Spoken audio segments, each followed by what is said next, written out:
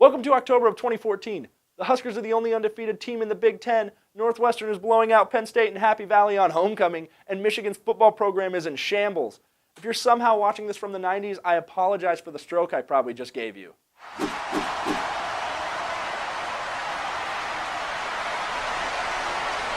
The Huskers are undefeated in October for the first time since 2011, and similar to that year, they open up the month with arguably the biggest game of their season on the road. Although instead of a Wisconsin team led by Russell Wilson and Monte Ball, they get defensive powerhouse Michigan State. So let's start off with F or 5, as in the number of times a Nebraska football team has beaten a ranked team on the road since the year 2000. The most recent win came with a victory over number 14 Penn State, which just so happened to be the weekend of a rather large scandal that broke open for that particular school.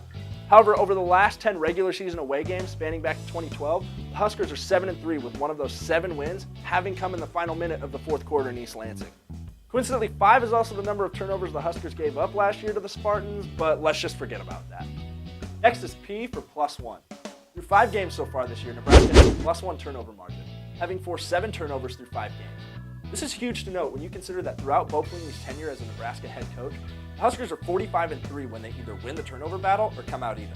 However, when the Huskers turn the ball over more than they take it away, they're a mere 18-21.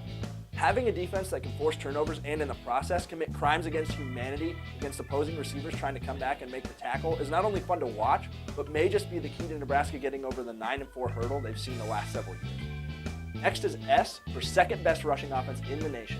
Nebraska is averaging 354.8 yards per game on the ground, more than 10 yards ahead of Wisconsin, a team who uses a converted defensive back as a quarterback. And they're just under 4 yards short of the 358.4 yards per game average of Navy, a team that through 5 games has only attempted 56 passes.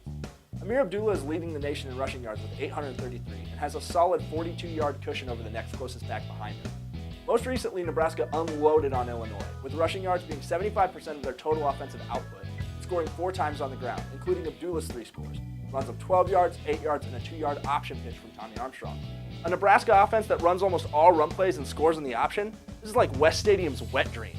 Finally, breaking away to football of a different nature, we have G for goals, goals, goals. Through the month of September, the Husker women's soccer team has played 7 games, and in those games, 24 goals have been scored by or against the Huskers, an average of just over 3 goals per game.